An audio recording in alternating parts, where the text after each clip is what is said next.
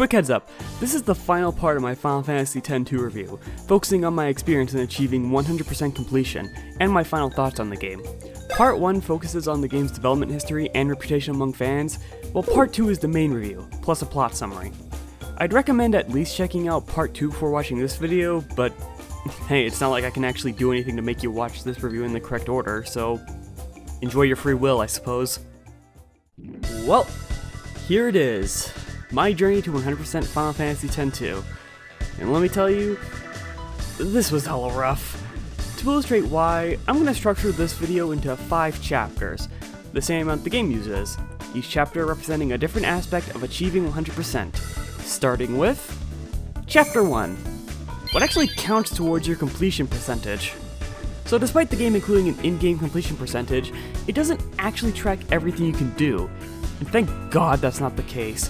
If I had to grind out every Dressphere's abilities on all 3 characters for 100%, I would actually go insane. Doubly so if opening every chest counted, since the contents of all of them reset after each chapter ends. As far as I was able to tell with my professional Google searching ability, there's only one thing that counts: cutscenes. And if you count all possible cutscenes in the game, the max completion percent is closer to about 110%. Naturally, the extra 10% comes from the choice of who you give the commsphere to, and the aftermath of that choice. So, to increase my chances to skip over parts of the game, I'm supporting New Yevon in this playthrough. One major improvement that makes replaying the game so much better compared to the original is the option to skip cutscenes, so there's no need for me to watch any from the main story. That being said, it's pretty inconsistent what cutscene can and can't be skipped. The biggest example being the cutscene before fighting Vegnagun. Yes, that long-ass cutscene where Yuna tells Nuge only a complete moron will come up with a plan that idiotic. By the way, shoutouts to the Steam Guide by Lilat. It's what I've chosen to follow so I can get this video out in a timely manner, instead of wandering aimlessly for 10 recording sessions.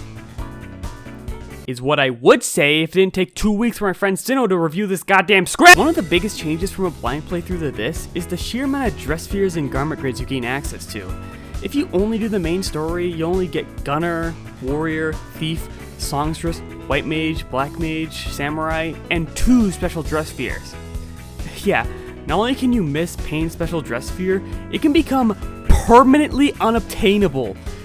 I don't really get why this was the case considering the context of how you get the other 2, that being during the hunt to steal uniforms from LeBlanc's goons in order to sneak into her home. But what about those optional Dresspheres? Blue Mage returns as Gun Mage, although it's operating on old school Blue Mage rules, meaning that instead of Lancet, you need to get hit by an ability in order to learn it. And I don't have time for that shit.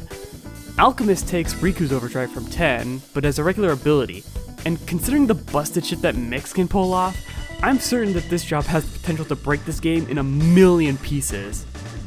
And we have the objectively best job in the game, the gambling job! Woo! But for real, this job is great because you can get the double experience ability, which is useful for Yuna and Riku as they require more experience to level up compared to Pain. Ugh, especially Yuna. Yeesh. Another big change between playthroughs is that you'll actually see the entire world. That may seem like a no-brainer, but I'm not referring to stuff like optional dungeons. I mean some of the main areas in the airship menu. If you only did the main story, you'll never go to Macalania, the Calmlands, and if you support New Yevon, Mushroom Rock is another area that goes unvisited.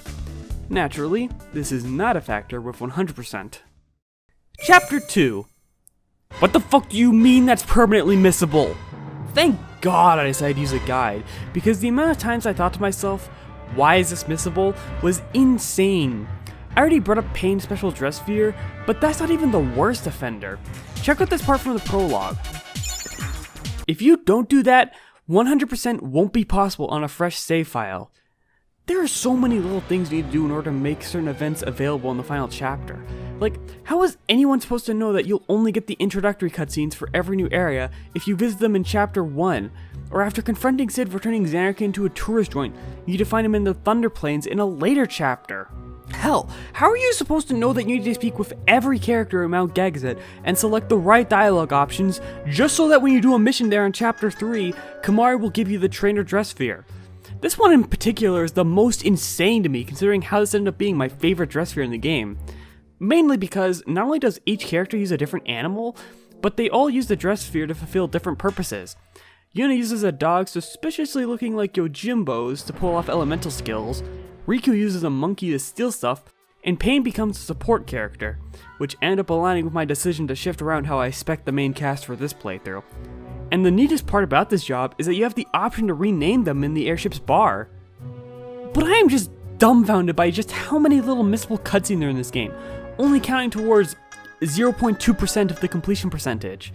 But you can't miss them because they'll add up fast. And I can't recommend someone trying to go through this experience without using a guide. This is akin to completing Mario Sunshine or Crash 4, but at least those games didn't lock you out by playing the game normally.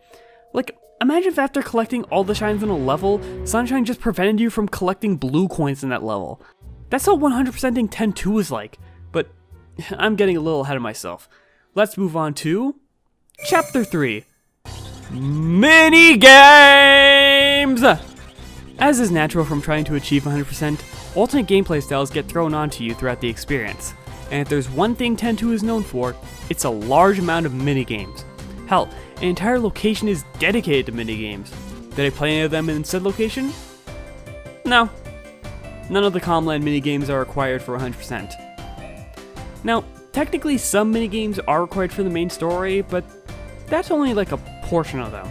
And, oh boy, the quality of these vary wildly. Some of them I really like, such as the shooting minigame in Besaid where you need to reach the beach while racking up points before time runs out, or the reworked Blitzball which ends up being more like a management game thanks to every player being controlled by the game's AI. Some are kinda iffy, like the tabletop-styled game Sphere Break, which is just a really fancy math game that doesn't like the widescreen hack I'm using. Or this weird massage minigame in which I refuse to play the audio because... well, just take one look at the subtitles and take a wild guess. But then there's this piece of shit rhythm game that doesn't feel like it syncs up at all with the song, has terrible feedback, and forces you to focus on two different areas on the screen. And worst of all, this is required for the main story, so you can't even avoid it on a casual playthrough. Like, how do you make a rhythm game so ass that it puts Kingdom Hearts 2 Atlantica to shame? But I'm not sure what's worse, this minigame or Chapter 4, the commsphere network. My god, what a dreadfully boring mechanic. First of all, in order to get everything out of this thing, you need to revisit every area in Chapter 3, just so that Shinra can deploy a commsphere, including some weird, out-of-the-way locations like Macalania's travel agency or Gagazette's hot springs. Then, there's the actual mechanic, which is just a glorified cutscene viewer, except the game never explicitly tells you when it's over.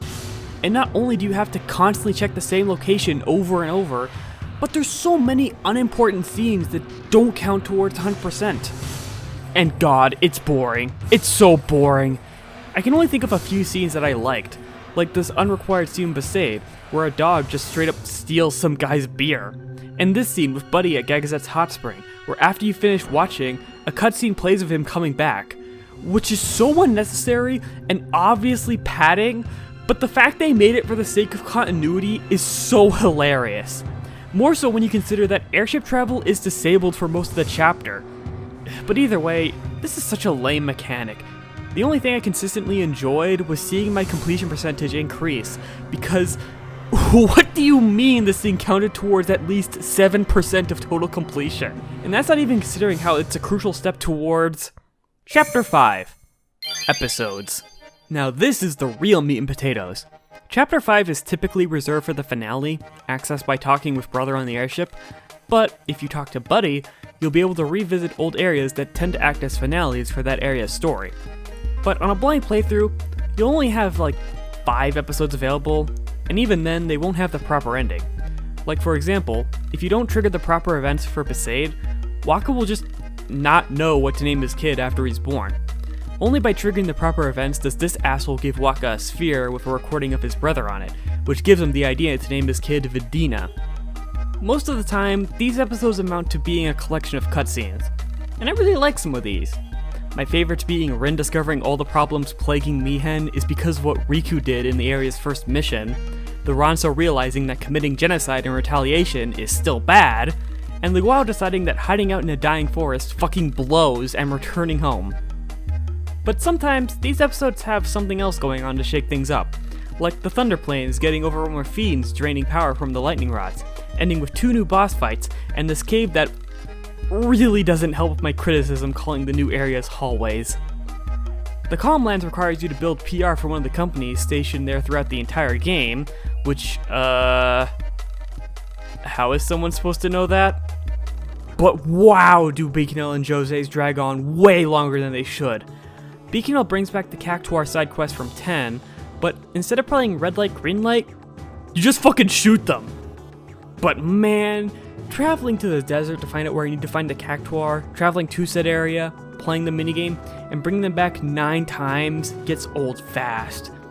And then with Jose, the machine faction creates this super weapon, which you need to fight twice, once while it has no upgrades, and the other when you fully upgrade it, which you get by collecting upgrade packs in Beacon Hill, which is its own dull grind. And if you follow the same guide I do, you might accidentally lock yourself out of upgrading the weapon, since the Cactuar quest ends with a fight against a super boss.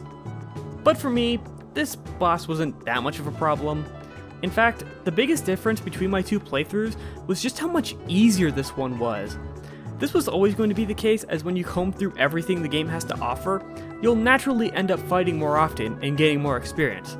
And if this was the only factor, that would be fine, but there has been one specific dress sphere I've yet to mention. So, in Bavel's underground area, by activating these blocks, a path towards this chest will open up, containing the Dark Knight dress sphere, which is, in my opinion, the best dress sphere in the game. Holy crap, does this thing take this game and shatter into a billion little pieces.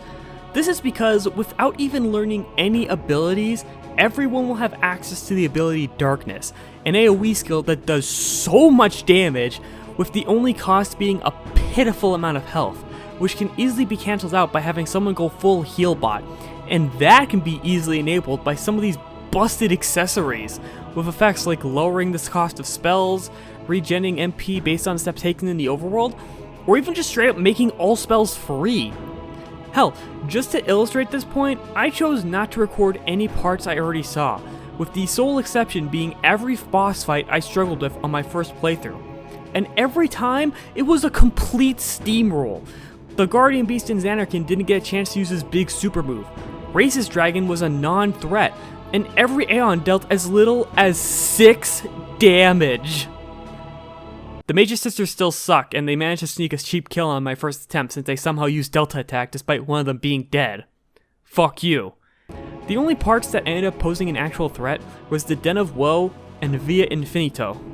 Now, the part that made the Den of Woe hard was just because one of the bosses there has a move that straight up deals 5,000 damage, and that can be circumvented by using accessories or the Tempered Will Garment Grid. But I should still talk about it because after clearing this dungeon, I have to question one thing. Why the hell is this dungeon not required for the good ending? It feels so strange when you consider how important to the main plot this area is. In order to get in, you need to collect all the Crimson Squad spheres, showing off how Nuge, Barrelai, Gipple, and Pain met, as well as the events that led to them separating. But it also reveals how Shun was able to put his plans into motion, as this area is where his influence is the strongest, forcing those to enter to feel his strong negative emotions and force them to kill each other. And when that didn't work out with our 4 survivors, he manages to possess Nuge, influencing him to seek out Vegnagun and body hopping to Barrelai when the 3 meet up in an optional scene near the end of chapter 3. Plus, there's the sequence of mini-bosses to fight, that being against Riku and Pain succumbing to Shun's influence, and against illusionary versions of Barrelai, Gipple, and Nuge. But again, why is this required for the good ending? It makes way more sense than talking with Machen and Guadosalam. That scene just establishes elements the main story already does, with the exception of the idea that Shuyin and Titus are connected in some way, which doesn't take a literary genius to figure out. And one more detail that I'm not going to talk about until I talk about the rest of the endings. Speaking of this scene, I find it pretty funny that the contents of the Galsphere is Shuyin telling one of Bavel's soldiers that he wouldn't be trying to steal Vegnagun if they didn't start the war with Xanarkand. Some real Three Houses shit going on here, establishing my illusion of free will. No matter whether I think Tentu is good or bad, The result will ultimately be 3 more years of Three Houses discourse for some reason. So what about Via Infinito? Well, it's a 100-floor procedurally generated dungeon located within Bavel, which happens to reuse assets from the underground segments in the same locale, which, hey, if you watched the last part, you would know that I like these areas a lot, so seeing more of it is nice. If I could compare this area to something else, I would say it's very similar to the Pit of 100 Trials from Thousand Year Door. As the deeper you go, the stronger the enemies become. Hell, on the deepest set, you fight bosses found earlier in this very dungeon. And speaking of which, when you first enter this area, it's stated to have an uncanny similarity to the Far Plane, which is why the boss fight on every 20 floors are dead characters from the previous game, like Kinok, Micah, even Unaleska and her husband are boss fights. Although the idea is kinda weakened considering that they don't speak and transform into a fiend right before the fight begins, so you aren't really fighting them. At first I thought the theme with these guys is that they were all unsent, but Jiskel is among these guys, a man who was canonically sent twice. So, I guess I'm a fucking idiot. At the very bottom of this labyrinth awaits a very special person, the founder of New Yevon, Trema, who was last seen investigating this area, only to never return. He did this while carrying a large amount of spheres containing most of Spear's history, destroying them all in hopes of improving the future. Clearly never hearing about the phrase, those who do not learn history are doomed to repeat it. But man, these bosses don't fuck around. They either have hard-hitting attacks or punishing tactics. At first my strat was to speed through this dungeon with the mascot dress sphere, a joke job awarded by clearing an episode in every major area. Except the joke is on the game because, wow, this thing is busted as hell. But eventually I had to switch strategies since, for some reason, Stony Gaze bypasses everything that prevents petrification? Ugh. And turns out, playing the original release of this game was the best idea I had for this review. This is because the catnip accessory causes the wearer to deal max damage when at critical health, which can easily be abused by using Gunner's Trigger Happy skill to deal insane damage. Not unlike the famous Danger strat commonly used for cheesing the Pit of 100 Trials. But in an international edition, this would also apply the Berserk status, essentially patching the strat out of the game. Thanks to this seemingly inconsequential decision I made 3 months ago, I was able to cheese my way through the rest of the floors. Not to say it was easy, naturally using a job not known for its defense and critical health puts you at a massive risk, and I faced many deaths despite how busted the strat was. And the part that really gets me about this whole area is if I had gone to Mushroom Rock in Chapter 5 before finishing my first playthrough, I might have bumped my completion percentage just enough to skip some of, if not most of this place. Because if you choose New Yevon instead of the Youth League, you'll permanently lose access to the Youth League headquarters, thus losing access to Nuja's sphere, and picking the other option doesn't seem to lock out certain areas. As silly as this part is, it does address the criticism I have of the story, that being that Yuna's performance suddenly caused everyone to be completely chill with each other, but the Youth League still not allowing the Gullwings in their headquarters because of their affiliation with New Yevon addresses that.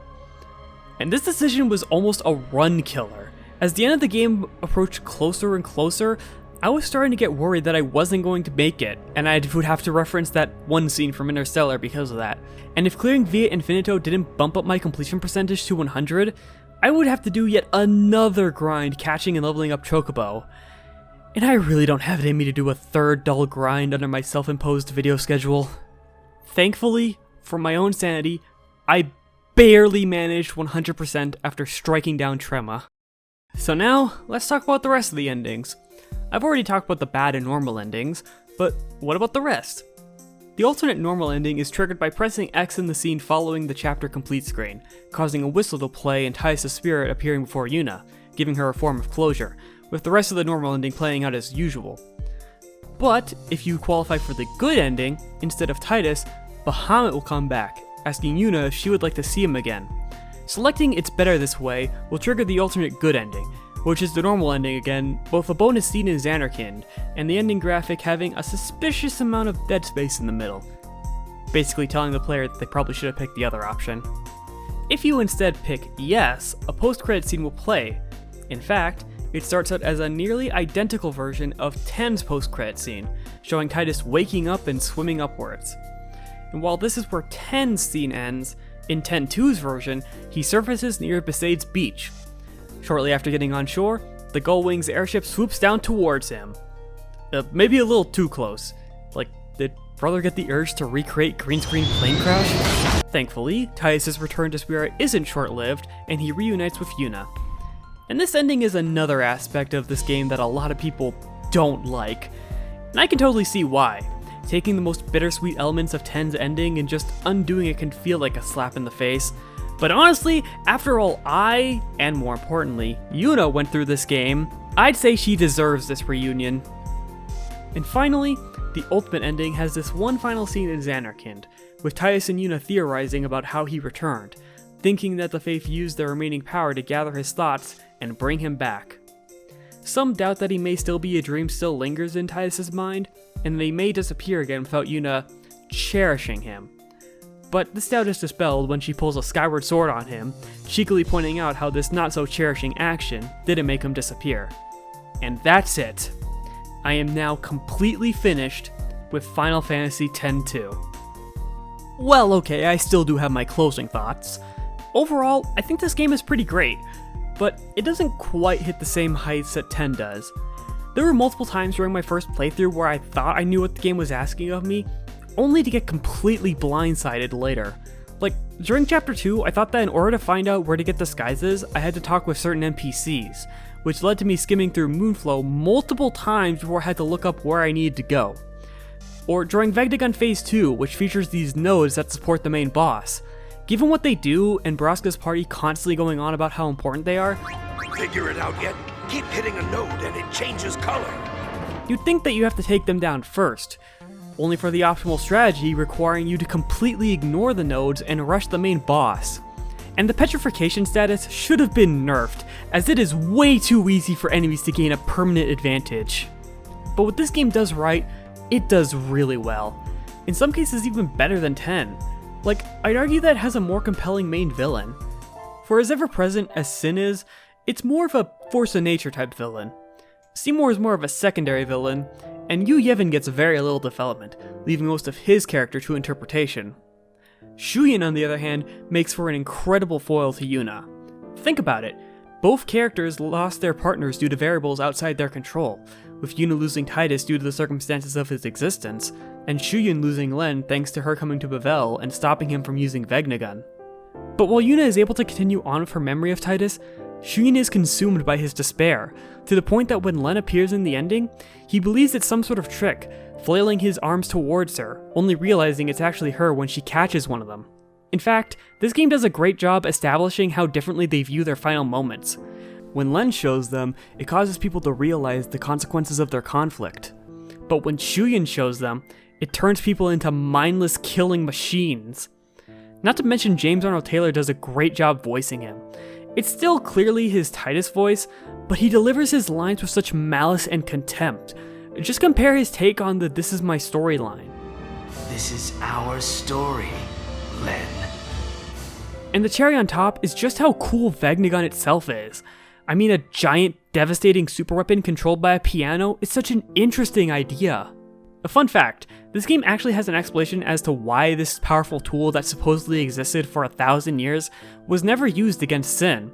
As Machen explains it, once activated, Vegnagun was unable to tell friend from foe, so even if it did kill Sin, there was a real risk that instead of freeing Spira, it would be put under new management. Wait a minute, how does Machen know this? Oh, he's an Unsent that died about 1,000 years ago. Okay. Wait! There was another Unsent I needed to know about! Unironically though, this is a pretty cool concept to establish. A man so dedicated to documenting Spira's history that not only did death not stop him, but he straight up forgot that he died in the first place. In fact, one line of dialogue implies that the Black Mage Stress Sphere originally belonged to him. The Crimson Squad are a pretty cool cast of characters, and they all have an aspect that puts them in some sort of minority group, in real life and in universe. Nuge is an amputee, Barreleye is a man of color, and Gipple is an Albed. This makes their eventual rise to power pretty narratively satisfying, especially when their spheres establish them as enemies of Yevon. Yuna's arc is pretty well handled too. Sure, there are many times where another character pushes her to help out with something, but in those situations, she ultimately wanted to help in the first place. Not to say she doesn't have moments where she utilizes her agency, notably after she learns about Vegnagun and chooses to focus on reclaiming the stolen sphere, only working on dealing with Vegnagun when it starts to be an actual threat, and when she tells off Nuge for his god-awful plan to stop Shuyin. Yeah, for as much as I've been memeing on this scene, it is a very important scene for her arc. And this aspect of her character shines in other ways, like this optional scene in Besaid, where this Youth League member talks shit about Yuna literally behind her back, only for her to stand her ground and say this. You will take those words back. Speaking of which, if you remember from my 10 review, I pointed out Yuna had one of the weaker performances. But in this game, Hedy Barres' performance improved a lot between these entries. In fact, the main trio's performances are great. They do a great job showcasing the Gullwings dynamic. I mean, just listening to some of the battle dialogue just tells me they had a blast recording these lines. Duck soup! Duck what? Come get some. Pain gets all the good lines. Easy. You really think so? Let's talk. More fight. I could do this blindfolded. Go ahead. Gullwings take the gold! Dr. P is in the house. Stop that. This'll only take 2 rounds. Give me one. Piece of cake? Where's the fun in that? And I know I already talked about it before a few seconds ago, but man, the good ending is extremely well done. I love how it connects with existing themes from 10, Titus just taking in the scenery when he's by himself, the uncertainty both him and Yuna have over if he's really there, and Waka interrupting their reunion with a snarky joke. And Titus, without missing a beat, makes an equally snarky remark. And the best part, as the duo runs towards the beach, Titus initially leads the way, only for Yuna to catch him off guard as she takes charge, which sparks his curiosity to everything he missed out on. Just watching this scene made every little annoying thing I did for the sake of completion all worth it. But for the love of God, don't go for 100% on your first playthrough. Just play the game normally, pick New Yevon, do as many side quests as you can before doing 100% on New Game Plus. And of course, I've already gone over the amazing soundtrack, the cool, stylish flair, and the unique battle system. I get if the things that this game does badly sours your opinion on it, but for me, this game is great in spite of its flaws. And you know what? As a treat for myself, I think I'm gonna binge the remaining supplementary material made after this game's release.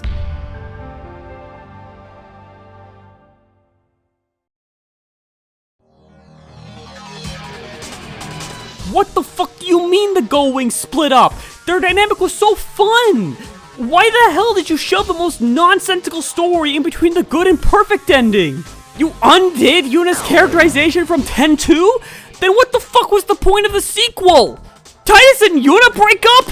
Why bring them back in the first place if you're gonna pull a stunt like you brought back Sin? What? Fuck all this bullshit. Final Fantasy X story ended after 10-2 and I refuse to believe any of this crap is canon.